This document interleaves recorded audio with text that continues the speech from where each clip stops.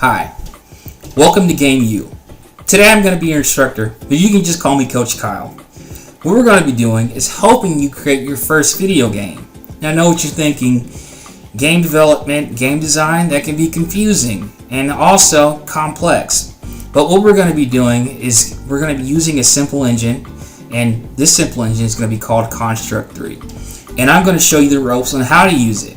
Now we're not going to get too lost in the weeds about how Construct can work and all the things that Construct can do, but rather focus on what we need to know in order to develop our first game.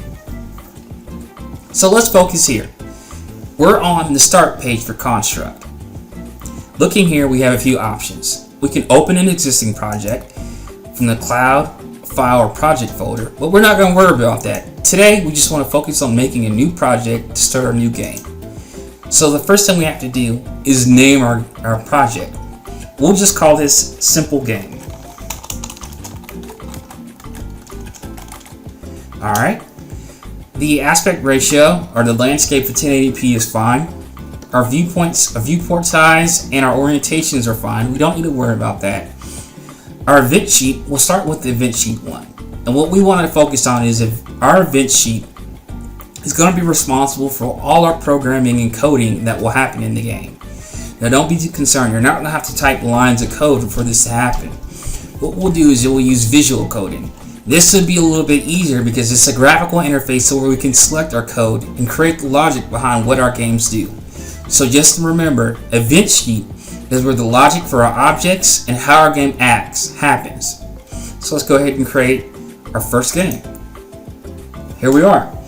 Now we're to the layout screen. So this right here is what we call our canvas. So all the action happens here on our canvas. If you hold the control button and scroll forward or backwards on your mouse, or if you hit the arrow keys, you can zoom in and zoom out of your canvas. We're going to go ahead and zoom out.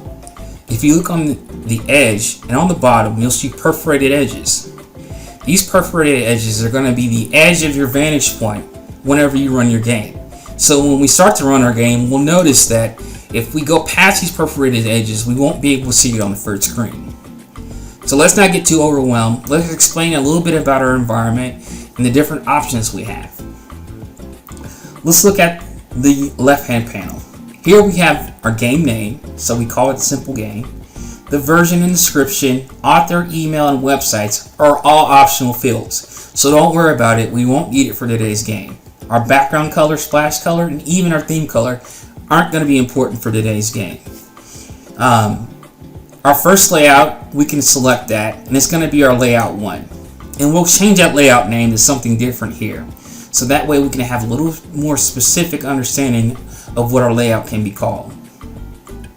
A loader styles and use loader layout are all options that you have. They're not going to be necessary for today's example. Going on to our displays, we don't need to worry about anything or changing anything in our displays. We can keep them as is. This just gives you an understanding of the basic information of properties of our first initial layout. So let's click on our actual layout. Notice that when we click, our layout properties change, and we change our properties to our layout 1 specifically. So let's go ahead and change the name. We'll change this layout name to level 1. Okay? So just think of layouts as levels. So whenever you want another level, you can just add another layout and just give it another name. So we call this layout level 1. Let me find my mouse, it went somewhere. Here it is. We'll scroll back up. So we called it level 1, and so we have an event sheet tied to level 1. So event sheets are tied to our different layouts. So what we're going to have is a line of code that we have to tie to our level so we can tell our level what we want it to do. So an event sheet 1 is going to be tied to level 1.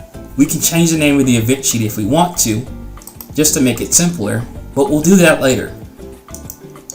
Our size of our layout, as we can see, if we scroll out, looks like our canvas is pretty big. Now for platformers, we want our layout to be long, so we want to extend our canvas out. So we're going to change the dimensions. And so you don't have to think about it. Just retype what I do and make sure you follow me as best as you can. So we're going to type 7, 0, and then we're going to type 3 zeros after this. So 0, 0, 0. And we're going to put the X symbol, and that's going to represent times. And we're going to do 1080. And so that changes our size to 1080. And so 1080 is going to be a high definition aspect. But we see that our level design or our layout got longer. That's what we wanted to do, is extend the layout. If you look at a lot of your old retro games, like your Sonics and your Marios, a lot of the layouts look like this, where it's a long platform stage. For the purpose of this first exercise, we're not going to worry about our projection or a vanishing point. We can keep those as is, they're fine. And also, we're not going to add any effects because we just want to make a simple game. So we're not going to dig into adding or editing effects. Our margins are fine. We just want to focus on making sure that we have our canvas size the way we want it. Now, looking at our grid, we can show grid. So if you work better from a graphical standpoint and looking at everything from a graph perspective, you can use a grid. Here you can change the size of your grid and the offset of your grid. And you can select whether to snap the grid or not. For the purpose of this first lesson, we're not going to use the grid, so we'll uncheck it. Moving on to the polygons, which is next down here. We're not going to worry about our show polygons. Our collision polygons shows when two objects interact with each other. And we're not going to really have that problem today, but we can talk about it a little bit later in our lessons. And then moving on, showing meshes, showing translucent or interactive layers, and even our hierarchy. We're not going to concern ourselves with that today. So we kind of have an understanding of everything that we need to know to make our first game. Now we're going to move over to our right-hand pane. Here we have the name of our game, Simple Game. And this shows the hierarchy of all the projects, of the entire project in its folders. So in our layouts folder, we of course know that we have level 1, and we can associate layouts with levels.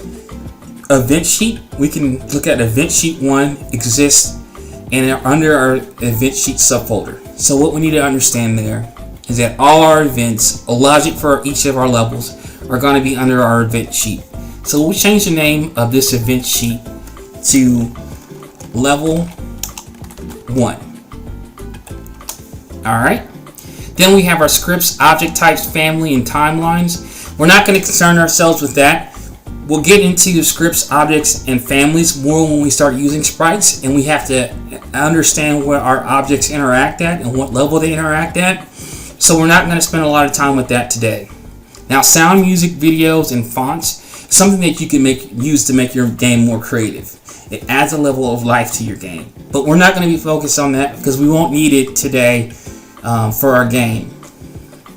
So now that all the talking is done, let's go ahead and get started on making our first game. So what we notice here on this first level is that we have a blank canvas. There's nothing there. So let's zoom in on a perforated edge. Okay, and then let's scroll over a little bit. Alright, and we'll get it to the edge. There. And so what we notice about our game is that it's blank. So with a blank canvas, what you have is potential. We can think of anything we want. But let's think in the aspects to level design. So we have our first layer, and this is where this part comes in. This bottom right hand portion called layers. So these are the layers for level 1. So this first layer right here is what we're going to call our game layer, and that's going to be the first layer on this on our layout 1 or game level. And we're going to change this layer. We're going to change the name to game. So everything about the game is going to happen on this layer. We're going to create a new layer by right clicking, and we're going to insert a layer below. And all we're doing is making a second layer. So if you can imagine a layer, it's like having two things stacked on top of each other. So we'll go ahead and name this layer background. So everything that happens on level 1 that we want to be the background will happen on the background layer.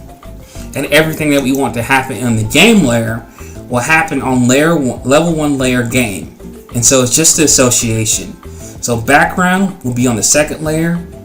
Game level, things that we want to happen on the game, will be on the first layer, which will be the game layer. So let's focus on the game layer. We have that selected. And we just want to take note of these little icons on the side. This is to lock and unlock the layers. So if you wanted to make a change to only the game layer, you can lock the game layer or unlock it and make our changes. If you only wanted to make changes to the background layer, you can lock or unlock those layers and make changes. Okay, so we talked enough about layers, so we understand how they work. What we want to do is start making some objects for our game. So we have to think about our game. We want to first make a character. So I'm going to set new object. So new object is going to take you to a object type menu. And so we have the 3D objects, and we're not going to worry about those. We're not going to worry about our data storage options or our form controls options. We're going to focus on our general tab for right now. So under general, we want to add something what we call a sprite. And a sprite just represents the object on the screen. So we're going to click this sprite, and we're going to insert it. And then it's going to give us a crosshair where it wants us to measure where we want this on the screen. So we're just going to click randomly, and we'll just click right here on the canvas, and it'll bring us into our menu to where we can make our object. So we can be as creative as we want when we come to this object layer.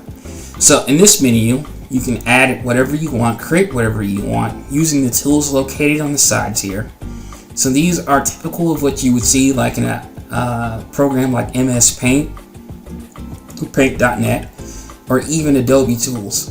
But for the sake of this lesson, we're just going to keep it pretty simple. We're going to select our paint can to fill everything, and we're going to change this to a dark brown. We'll move this slider, the custom slider, over here to give us a brown, and we'll paint this. And then since we've painted it and we've selected it, we'll keep it a square. Now just note, you have options on the top of here to change things, such as copy, pasting, rotating, even cropping the images. But we're not going to worry about that, because all we need to know is that we're adding an object and we want it to be a brown square. So we have that. So let's go ahead and close this window by hitting this close icon in our top right hand corner, and then it drops it on our canvas. So now that we have this brown block, let's think, what do we want this brown block to do? So for the sake of this exercise, I want this brown block to be my ground. I want it to be what my character walks on. So what I'm going to do is I'm going to take it, drop it towards the center, and I'm going to stretch it out. And I'm not going to go too far, but I'm going to give it some length. Alright, so that is our ground. And so the next step is that we need to give this brown block its logic. We want it to know what it is. We don't want it to be lost and just be a brown block on a page. So what we want to do is we want to click on that brown block, and we want to right click, and we want to add. Now when we click the add tab, we have 3 different options that come up. We have the instance variable, behavior, and effect. For the sake of this exercise, we're just going to focus on behavior. So let's click on behavior. Now on behaviors, we have different things here. We have attributes, and so the different attributes will apply to this object. But we're not going to worry about getting into the weeds and worrying about what each of these things do. We're just going to focus on what's important for this exercise. And so what we want to do is we want to make this a solid. And if you have no idea what solid is, you can look at this bottom portion of the menu and it'll tell you a solid will make the object impassable. So other objects cannot move or fall through it. And that sounds like what we want for our ground. So we'll go ahead and add it. Alright, it's added. So now we have solid ground. So the next thing we want to do is add our character. So we're going to do like we did before. We're going to right click on our canvas, insert a new object. We're not going to worry about all these other ones, but just let's go right back to our sprite. We know that already. So we'll click sprite and we'll hit insert. We'll click anywhere on the screen and it'll pull us to our menu.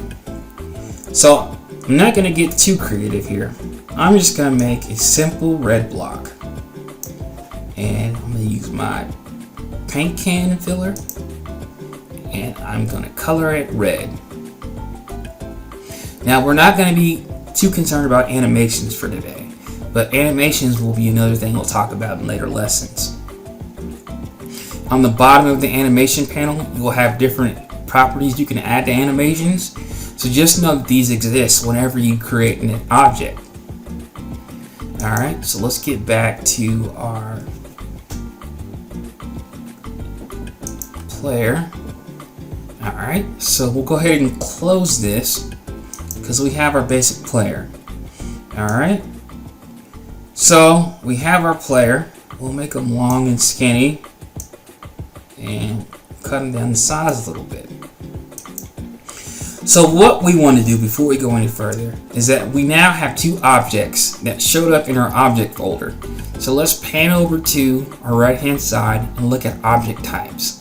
We have Sprite 1 and Sprite 2. Now those can be hard to differentiate and we really don't understand what Sprite 1 and Sprite 2 is unless we know what we're making. So let's be more specific on what Sprite 1 is. Let's rename this to ground.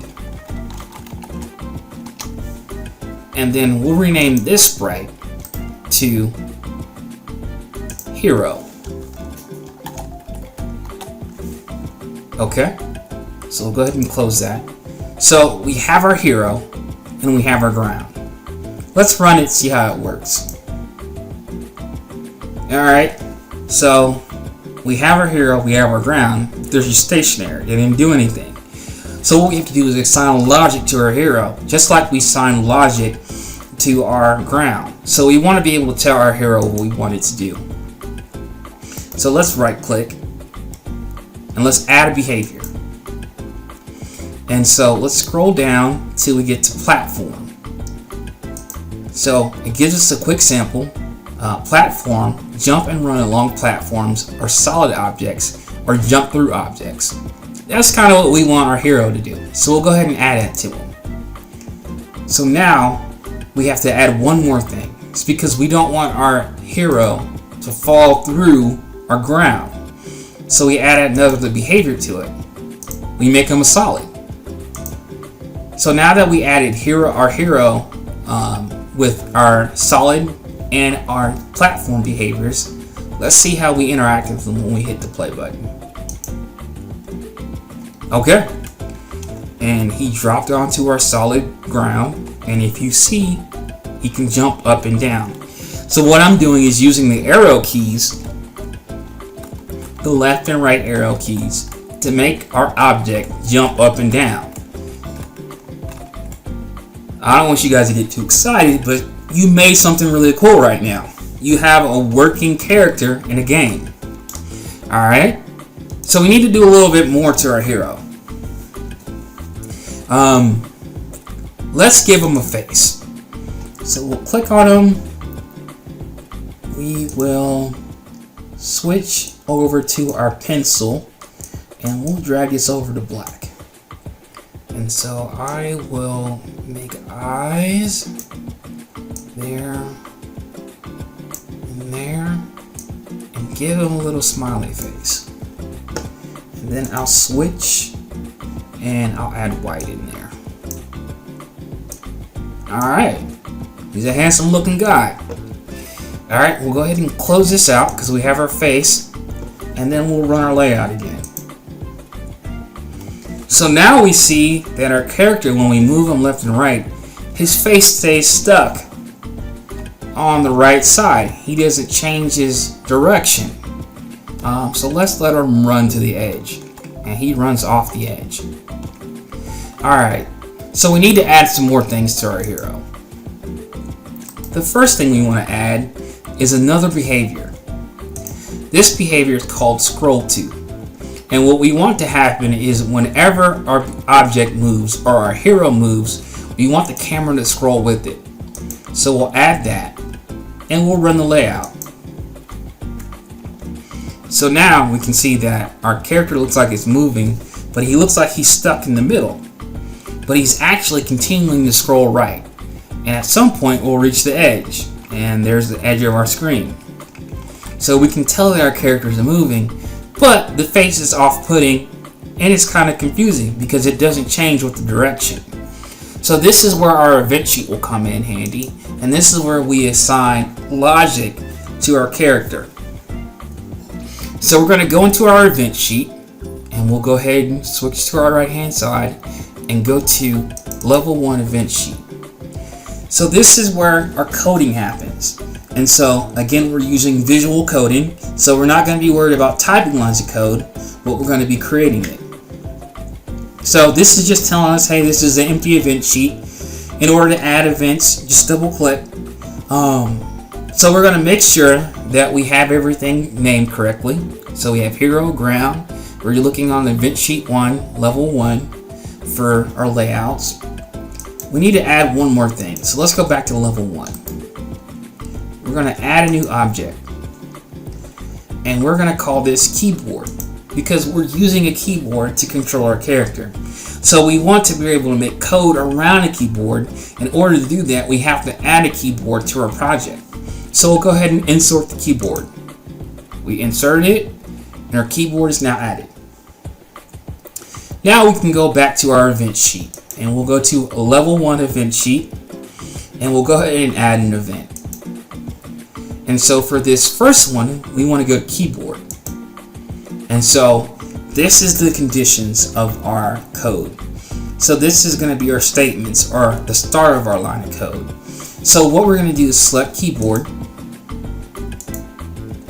and we're going to say when this key is down, and so that's telling the keyboard, we're telling our level that when we push this letter on our keyboard down, or this button on our keyboard down, we want this action to happen. So we'll go ahead, and it's asking us to choose a key. So we'll click choose a key, and we'll say right. So when the right arrow is down, we'll say okay, then done. And then all of a sudden it gives us our line of code. It says keyboard, when key is down, we want to add an action. So this is the start of the statement. When the keyboard is down and when the right arrow is down, this action will happen. So what we want is our hero, and we want our appearance to change. So we want it to be set to mirrored. Now if you've ever looked in the mirror, you can see your reflection. So this is what we're talking about when we're talking about mirrored, is that we want our reflection to change. So when the right arrow is down, we want to set our code to say that it's not mirrored. So we don't want a reflection, or we don't want to change our direction. So we'll hit done. Then we'll add another line of code. We'll go to add event, and we're going to repeat the same thing. So we're going to go to keyboard, and then we're going to say when key is down, and we're going to choose a key, and we're going to say left key, or our left arrow, and we'll say done. Now we need to add the action. We add the if statement, then we need to add the action. And this is going to be kind of where we start thinking in terms of coding, because we have an if and then statement. If this key is down, then this action will happen. So if the left arrow is down, the action we want to happen is our hero is set mirrored, and we want to put mirrored.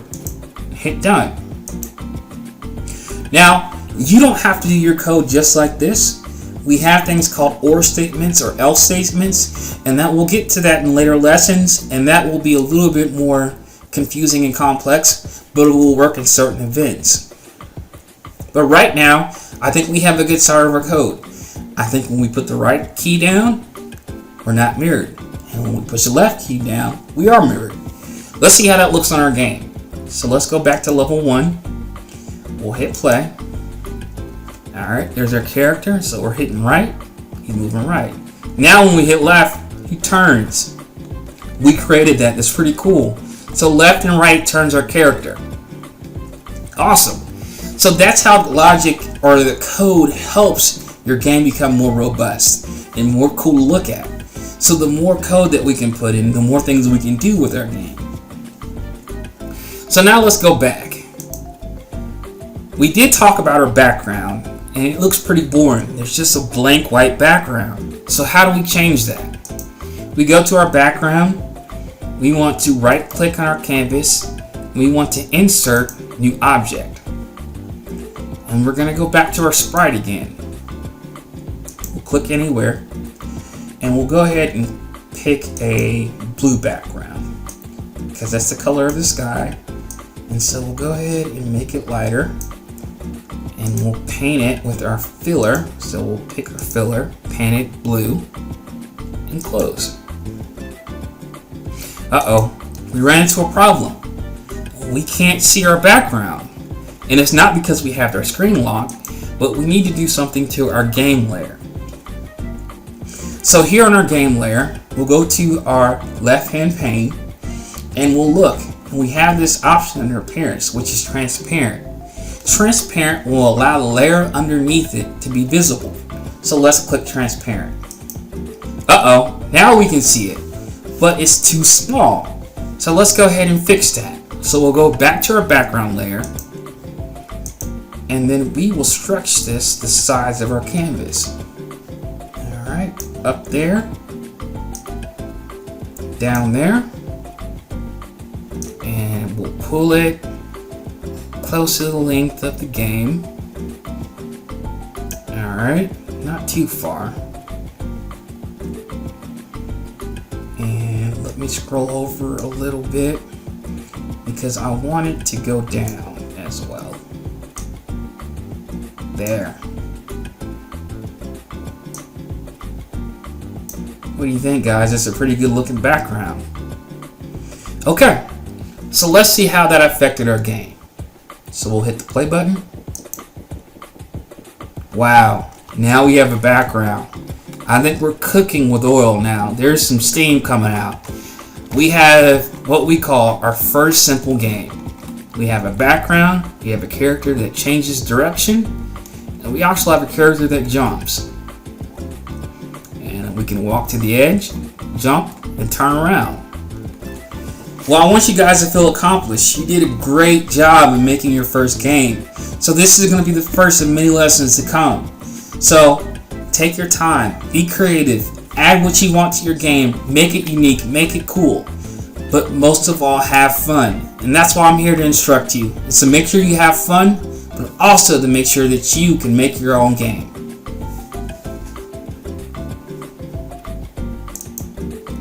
This has been your instructor, Kyle, and this has been Game U, and I've had a ton of fun working with you today.